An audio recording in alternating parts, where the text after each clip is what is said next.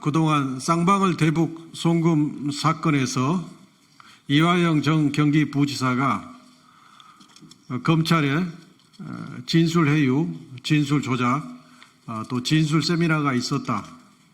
연어 등 음식이 제공되고 연어 술 세미나가 있었다. 이걸 폭로했었는데 그동안 저희 검도기는 이 폭로가 진실이다라는 믿음을 가지고 검찰에 이 진실을 규명하기 위해서는 이화영, 김성태, 방용철, 안부수 등 주요 피고인들이 수원구치소에서 수원검찰청으로 출정한 출정 기록을 제출할 것을 요구했고 또 김성태 쌍방울 회장을 옥바라지한 쌍방울 직원인 박상웅, 박상민 등 직원들이 수원지방검찰청에 출입한 출입 기록을 제출해달라. 그리고 연어 등 음식을 검찰청 주변에서 구입을 했다면 쌍방울 법인카드로 구입했을 것이니 쌍방울 법인카드 내역을 제출해달라고 요구를 했습니다. 그런데 검찰은 1심 법원에 사실조회 요청이 있었음에도 불구하고 이걸 제출하지 않았고 2심 법원이 강력히 요구하니까 그때서야 이화영, 김성태, 방용철, 안부수의 출정 기록은 제출을 했었습니다. 그런데 이번에 연어 세미나가 있었다는 것을 입증할 수 있는 쌍방울 법인의 법인카드 내역이 확보가 됐습니다. 더 아울러 이제 국정감사 때 박상웅, 박상민 등 쌍방울 직원들의 검찰청 출입 기록을 제출해달라고 요구했으나 이건 아직까지 제출하지 않고 있습니다. 지금까지 제출된 자료, 확보된 자료에 의하면 이화영 전 부지사가 폭로한 내용이 진실이라는 게 이제 확인이 된 셈입니다. 그래서 이와 관련해서 오늘 기자회견을 하겠습니다. 검찰이 어제 쌍방울 대북 송금 사건 2심에서 이화영 전 경기도 평화부지사에게 징역 15년을 구형했습니다. 사건 조작 의혹 대상인 검찰이 뻔뻔하게도 중형을 구형한 데 대해 개탄을 금할 수 없습니다.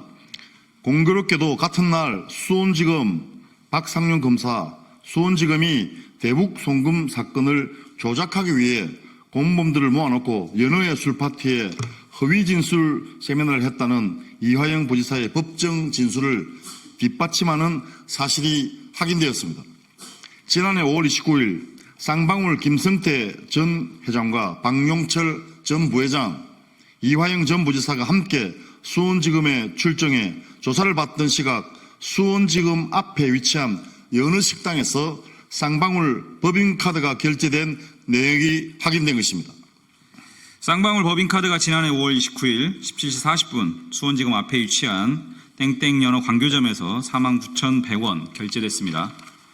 이날 김성태, 방용철, 이화영은 동시에 수원지검에 출정했습니다. 검찰 출정 기록에 따르면 세 사람은 14시부터 21시까지 수원지검 1313호 박상용 검사실에서 조사를 받았습니다. 수원구치소로 돌아온 시간도 모두 이와 같습니다. 공범 관계인 김성태, 박용철, 이화영 세 사람이 같은 날, 같은 시간, 같은 장소에 모인 것 자체가 부적절합니다. 그런데 심지어 수감 중인 재소자 신분의 피고인들이 담당 검사실에서 술파티를 벌였다는 주장은 믿기지 않았고 검찰도 강하게 부인했습니다. 그런데 쌍방울 법인카드 사용 내역과 출정 기록을 통해 이화영 전 부지사의 주장이 진실임을 뒷받침하는 구체적인 사실이 확인된 것입니다. 검찰의 사건 조작에 대한 의심은 했지만 매우 충격적인 일입니다. 수원지검은 사건 조작뿐 아니라 쌍방울 임직원들이 김성태 씨가 원하는 술과 안주를 사오게 했다는 의혹을 받고 있습니다. 기록을 숨기는 자가 범인입니다. 검찰은 쌍방울 직원들의 수원지검 출입 기록을 제출하기 바랍니다. 검찰의 추악한 민낯이 온 천하에 드러났습니다. 검사가 검사실에 공범들을 모아놓고 공범 회사의 직원들을 시켜 안주를 사다가 술파티를 벌이며 왜곡시켜 만든 진술은 모두 위법 수집 증거로 배척되어야 마땅합니다. 대북 송금 사건은 희대의 조작 사건이고 있어서는 안 될 검찰의 수사 농단으로 기록될 것입니다.